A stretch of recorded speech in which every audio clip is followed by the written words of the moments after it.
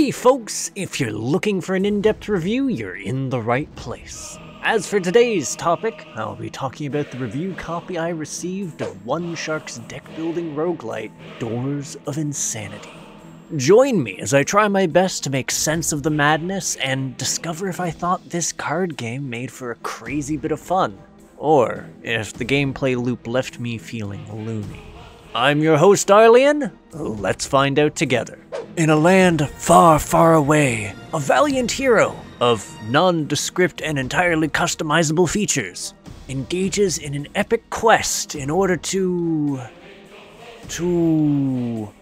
You know, I'm pretty hazy on this point, and I'm still not entirely sure the adventurer knows either. They just got into the business of opening doors and kicking ass, and then somehow bumbled into hell along the way. It's not like the game tells you, in any case, as even the event doors do little to shed light on the game's overarching lore, serving more to introduce the player to gag scenarios and odd choices than anything else. In fact, the closest the game gets to any sort of narrative is the trio of endings you can obtain, with one related to the default route you can take, one related to the variant boss you can encounter in the final area, and a third animated scene, which is only obtained if you choose to ignore the former endings and press on to the very final segment. Which is to say, I'm probably better off explaining how Doors ticks on a mechanical level. Especially given that, while it does share similarities with other deck-building roguelites, it really won't be long until you encounter certain key differences. For one thing, the deck building is a bit different, given that you actually get to build your own deck at the start of every run. Whilst this is conceptually neat, in practice the starting array of cards is fairly limited, even after you unlock the additional ones available. In fact, the most notable modification you can make to your deck is only accessible once you've beaten the game, as you can choose a single card to carry over and insert into your starting deck. Not permanently, mind you, just for that run, which mostly meant that I'd continuously pick the same card to carry over, run after run after run. Looking at you, top of the world. But then, it's a bit of a no-brainer, given that it fares well in any deck you put it in and enables all sorts of plays. Which helps, given that Doors of Insanity isn't necessarily easy. In fact, it starts out pretty tricky, given that your limited resources make even the most basic encounters dangerous. What's more, certain enemies and bosses tend to scale up in strength, imposing a certain time limit in certain fights and obliging your deck to include means of properly scaling up in return, all while mitigating all the damage that's being thrown at you. Thankfully, you do have an additional resource, even if your current hand happens to fail you, and that's the dice. See, every turn you get allotted a new die, up to a maximum of 5. These are re-rolled each round and can be used to give yourself either twice the value in defense or twice the value in attack, which can prove a lifesaver in certain circumstances, especially when you factor in that not only is healing as a resource fairly limited, you're also being denied the ability to properly plan ahead. That's right, while other roguelites might allow you to carefully trace out a path in order to get the tools you want or the challenges you crave, Doors of Insanity limits your tactical choices to the array of doors it lays out directly in front of you, which does occasionally lead to situations where you go through an entire area or two without ever seeing a shop to spend your hard-earned cash on, or seeing elites whom you can challenge for relics to round out your run, only for you to bumble into a new set of rooms while on the brink of death, and promptly be greeted with the option of an elite fight and another elite fight. Yeah. And avoiding fights in order to try out the event doors can also be a mixed bag. Though there are some ones which provide neat challenges and even better rewards, there's also a number which offer very lackluster rewards such as subpar equipment, arbitrary cards to glut your deck, or a swift sock full of change to your face. Plus, frankly, given that fights are guaranteed to give you a card, which you can decline, and a piece of equipment, I found myself often gravitating towards them as an option, Seriously, the difference a few points of defense can make in a fight is massive, given that some enemies love to throw out multi-hitting attacks that just do oodles of damage. That said, I also favored the fights given they were my primary source of experience. Because, yes, Doors of Insanity has permanent progression. Two forms in this case. There's the aforementioned experience and the associated leveling, which provides you a single stat point to go and tweak things like your base attack, your defense, the effectiveness of the cards you play, and even things like shop prices or your health. That said, you also have crystals, and these are useful given they not only allow you to unlock and find new pieces of gear, they're also used to unlock more in-game options, such as the ability to have a patron god at the start of the run to give you a bonus, accessing both the hard mode and harder alternate variants of each stage, and the handy-dandy ability to restock the shop. That little piece of utility may in fact be the most important unlock out of them all, really. Like, in and of itself, the shop's pretty useful when you encounter it, given it allows you to shed cards from your deck to buy new ones, to snag relics for a relatively affordable price, as well as to buy gear, which in fact becomes cheaper with each purchase from the shop. That said, this becomes utterly broken once you factor in the game's class system, because yes, classes exist. Early on, you get the option to specialize in summoning critters, making them a bit stronger and starting out with an eagle buddy, throwing dice, and most importantly, weaponizing the random trash drops which fill your inventory, and you get a lot of gear in a given run. Like, to the point that I grabbed so much gear in this run that I recorded that I lost the ability to fully scroll down to the bottom of my inventory list, and only regained it once I've yeeted enough objects at my opposition. That's not to say the other classes aren't interesting, but of the lot of them, the only one I had any luck in completing the true final boss with was the Weapon Master. Summoners take a substantial amount of time to set up, and the overall RNG in finding good summons or getting the relic that extends your summon cap is noticeable, and the overall boost to their gear is iffy. It doesn't have the built-in scaling that the Weapon Master does insofar as how much defense they can get from sacrificing certain items, or just the bonus attack they can dish out by sacrificing others. Those both scale.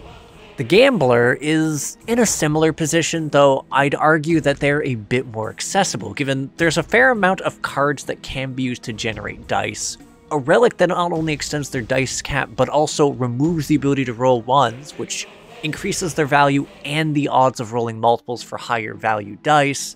It just also suffers that same cap issue. Like, again, I'm not saying these aren't interesting, I'm just saying they pale in comparison to the sheer power that's intrinsic to a run spent picking every fight imaginable for an item, constantly buying out the store's inventories, and then throwing a garage sale's worth of garbage in a boss's face until it twitches and makes funny gurgling noises.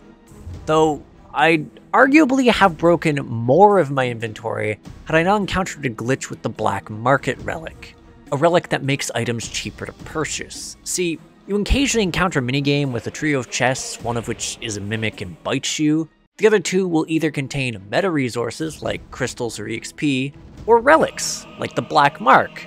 But here's the thing, while you can get the Black Mark from elite fights or other relic resources, trying to snag it from a mimic chest simply doesn't give you anything. Which sucks. My killer capitalism was slightly curtailed, inconvenienced. Which is fine, given that my greed has occasionally led me to doing things like picking up every single cursed relic I see, and yeah, I'd say a number of these probably warrant a hard pass. Like, situationally, they can be neat. A +6 to your attack sounds great on paper, especially when you're throwing up amped up multi-attacks. In practice, that 6% chance of literally one-hit killing yourself with a critical multi-hit is less than stellar, especially given that your build likely has a ton of scaling built into it, making it essentially unmitigatable. Yeah. That said, I guess it would be a valid choice in PvP, since there's ultimately less time for that 6% to roll around and bite you in the ass, which, yes, PvP is a thing. You can queue into a slightly buggy PvP match with another player, which throws you into a shop with 999 gold to burn on cards, gear, and relics to make a build and a minute to do it in. While I only got to make it to the end of one match over the course of my many tries, it's actually sort of fun. I just wish it was more stable. I honestly wish it was more stable. That said, you're not missing out on anything by not interacting with PvP other than an achievement. It won't give you any advantages in the main game, so you can at least feel some sort of consolation from that. Though that does mean you probably won't see as many gonzo fashion combinations that you would have otherwise, since there's just so much wild rainbow pimp fashion souls nonsense baked into this game. Like, you actually get to see every piece of gear and relic you've equipped on your character. So most runs culminate in you trampling down demigods while wearing an absolute clown show of super-powered rainbow armor.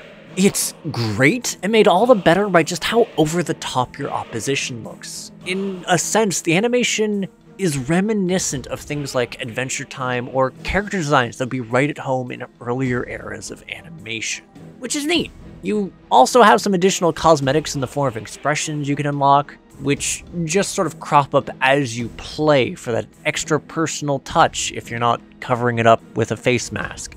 That said, there is more to this to note than the graphics, because the sound design is something else. Like, I really dig it. Overall, the music in this game is odd, but really catchy in a way that I would end up with it stuck in my brain for an hour or two after I stopped playing the game. I also enjoyed the sound bites and tunes associated with certain events and bosses. But was all of that enough for me to call this a smashing success? And I suppose that's where things get complicated. I have a fairly weird relationship with this game, given that I started playing it during its early days and continued until its current post-release state, and ultimately I do think it's fun. I was charmed by its goofy world, its interesting take on deck building combat, and just how easy it was to pick up and play. That said, I'll admit that between the various routes I could take, certain avenues felt less viable than others. For instance, a run spent as a weapon master, diving into every fight, possibly only to stockpile up on gear at stores, felt infinitely more stable and replicable than either one of the other two classes, which intrinsically required a lot more RNG to get into a functional state, and which also lacked the obscene scaling of the Swordmaster route, which definitely counts for something when you're tackling this game's penultimate encounters, and especially its true final area. And that's not the only strategic element that's a bit swishy either. The fact that the crux of your journey is entirely in the hands of RNGs is something I have mixed feelings on, given the drought in options I'd occasionally encounter. And while being able to pull a card from a former run into your deck is nice, after dozens of runs with nigh identical beginnings, I've come to realize that the initial start feels a bit repetitive, limiting.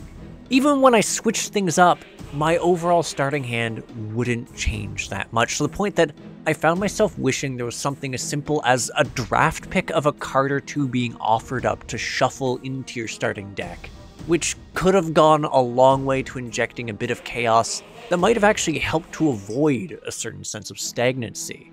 And that's ultimately why, having conquered the depths of Doors of Insanity, I have to call this game a fumble.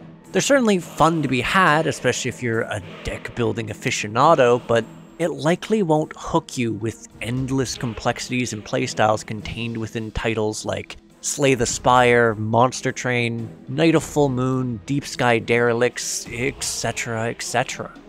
Nor will you find a story to hook your teeth into, given its events are composed of a combination of gags, references, or isolated instances which don't provide written outcomes to the encounters. So, yeah, and that's ultimately why I came to the conclusion I did. Anywho, I'd like to thank you folks for tuning in. If you agree, disagree, or just have something to say to me, feel free to comment. If you enjoy my efforts to create new indie reviews, interviews, and gaming content, hit the subscribe button and the bell so you know there's a new release. For the Discord savvy folks, click the video description to find a link to my community, the Crit Hit Cauldron, and to my Patreon so you can support me and the other members of Crit Hit. Lastly, if you'd like to see me get dunked on in indie games live, check my Twitch at twitch.tv/Arlyeon. Take care till then, folks.